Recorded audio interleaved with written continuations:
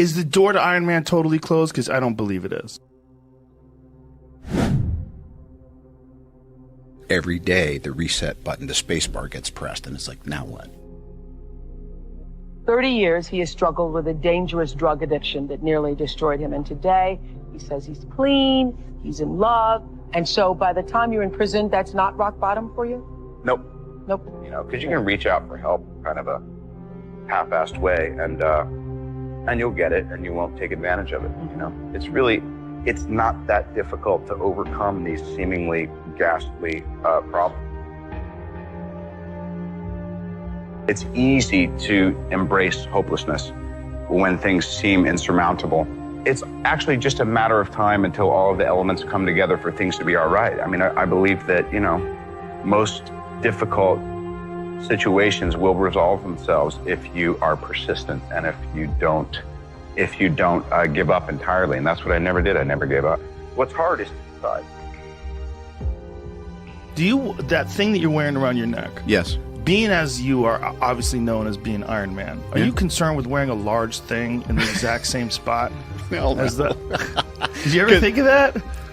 Life is funny, because I was doing this before I ever got fitted for the RT, so it was more of art imitating oddball stuff I was doing anyway. Oh, really? Yeah. Oh. Well, Yeah. but Iron Man, obviously, that's even more interesting, because maybe you were born to be Iron Man, because Iron Man obviously had that from the comic books. Loosely prearranged destiny. And what's incredible is how far afield you can go from it and still find your way back. If they opened up this time machine and you popped out, I just imagine the moment where everybody goes fucking crazy. It would be amazing. It'd be great.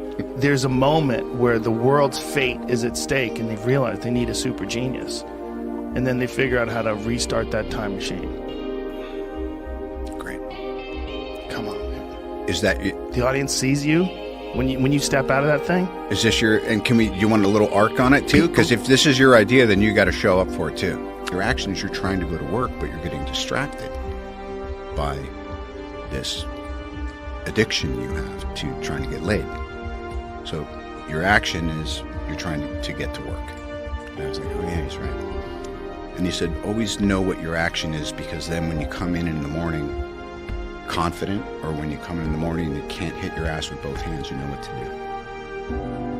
do. So to me, one of the great lessons I learned from him was, oh yeah, just boil down what it is you're doing, whether there's a camera around or just what am I doing today. Today I'm showing up and I'm trying to be honest and also to listen and learn. But really, my action today is I'm beginning a process of promotion. So confidence, you know, there's been times when I've felt I'm in possession of it, and then you want to let go a little bit, because it's only ever the moment and life guiding you. The wind is so at your back that you're like, wow, are you just, you know, jumping over the waves and all that by yourself? And you're like, you bet I am. But there's a physics to the moment, man, moment, machine, whatever, and the wind's at your back. And then the wind does what the fucking wind does, and it changes. And if you're left there thinking, what, you know, so I think it's great to be in full possession of what you would call supreme confidence, and then see what happens if you don't hold on to it so hard, because it's great. But it is a bit of an illusion, because like everything else, it's always changing. And every day, the reset button, the space bar gets pressed, and it's like, now what? Because I feel like we all just get buffeted by feelings and ego or fears or little, you know, chips of resentments or intuitions that are tied to something maybe higher but you think is out of your reach or whatever. So it was a perfect time.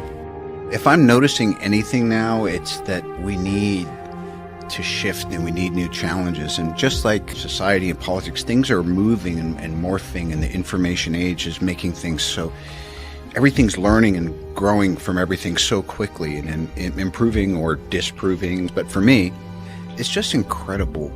Our culture never encourages taking a break, never encourages saying, don't chase that thing because you've got it in your hands.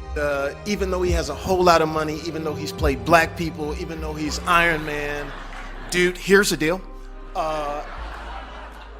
He's still nice. My daughter is 4 years old.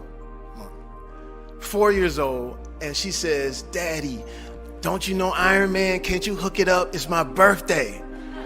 And I was like, yeah, I know. Yeah, of course I know him. I mean, what you need? Can he come to my birthday? Can you make it happen, Daddy? And I was like, yeah, why not? And this is at his height. This is when everything is going. And I text him and I said, listen, man, my daughter, you know, she loves Iron Man. If you got time, you know what I'm saying, you know, if you stop by. And this is the day before her birthday. It's Saturday. Sunday is the birthday. He texts back. He says, is 12 o'clock noon good? And I'm thinking, oh, that's just some, you know, he probably too.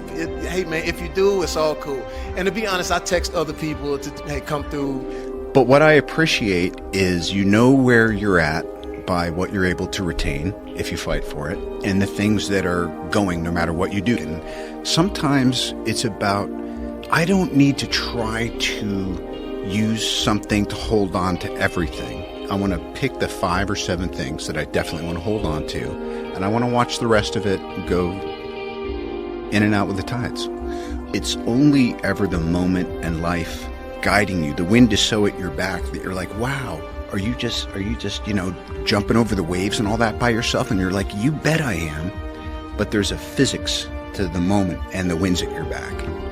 Well, I need to be kept right-sized, because I can easily fall into self-seeking and depression and self-pity and judgment and all that stuff. It's kind of it's a bit of a default, but I spend enough energy and I've had enough help over enough years to actually just say, oh, that's just awful, destructive behavior.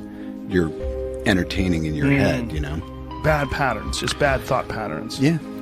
I think part of the reason I'm still so interested, not just in life, but also, you know, getting to do what I do, is I'm a fan.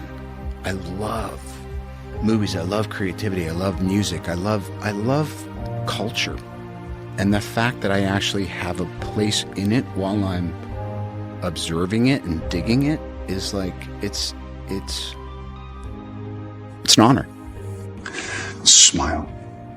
Though your heart is aching, smile. Even though it's breaking. When there aren't clouds in the sky, you'll get by.